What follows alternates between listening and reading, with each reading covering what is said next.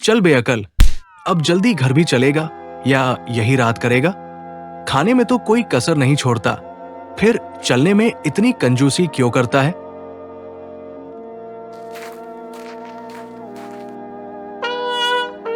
ओ मर गए रे। इस किसान ने तो मुझ पर अपना बोझ लाद लाद कर मेरा कचूमर निकाल दिया है। हे ऊपर वाले, अब तू ही मुझे इस किसान से छुटकारा दिलवा।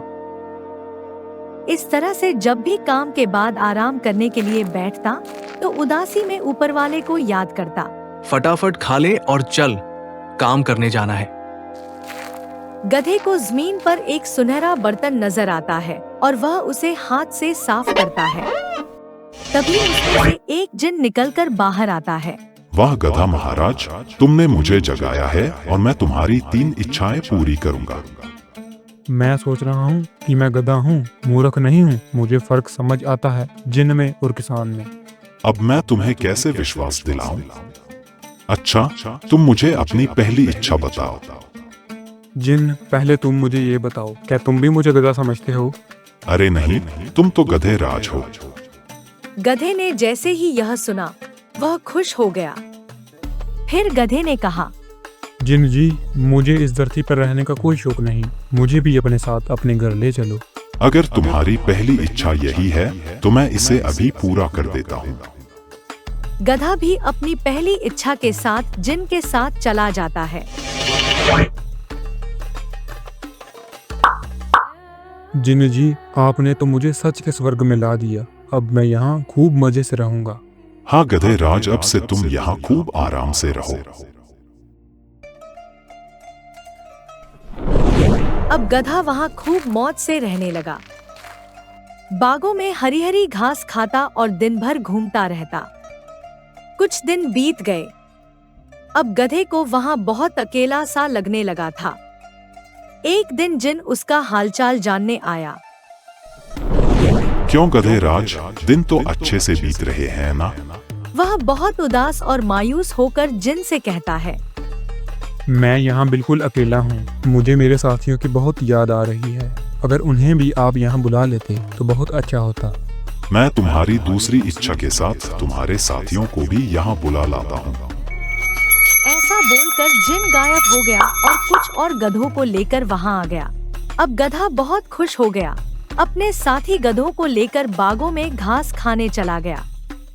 जब घास खाकर सारे गधे एक साथ जमा हुए तो सभी गधों ने गाना गाना शुरू किया। सभी गधों ने अपनी अपनी आवाज में गाया, जिससे वहाँ की शांति भंग होने लगी। तभी जिन वहाँ आया। यह तुम क्या कर रहे हो गधे राज?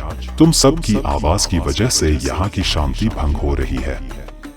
जिन जी, हम तो गाना गा रहे थे। हमारे गाने गाने से हमारे मन को शांति मिलती है।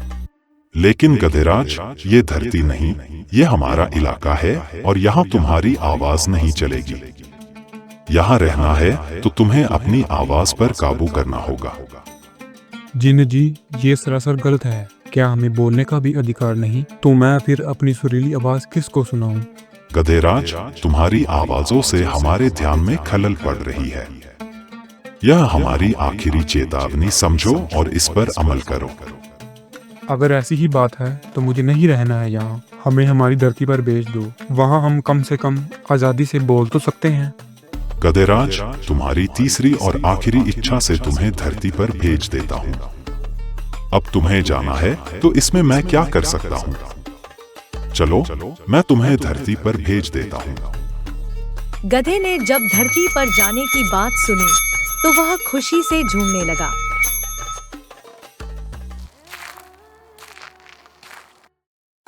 गधा, ये लो, खा लो।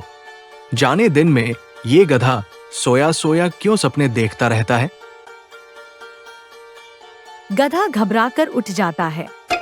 हाँ, क्या मैं ये सब सपने में देख रहा था? अब चल जल्दी से खाना खत्म कर और फिर हमें काम करने भी जाना है। और हाँ, दोबारा सोए मत जाना। चलो सपने में ही सही। जिन के घर की सैर तो हो गई, लेकिन मुझे जिन के घर से ज्यादा प्यारी ये धरती है।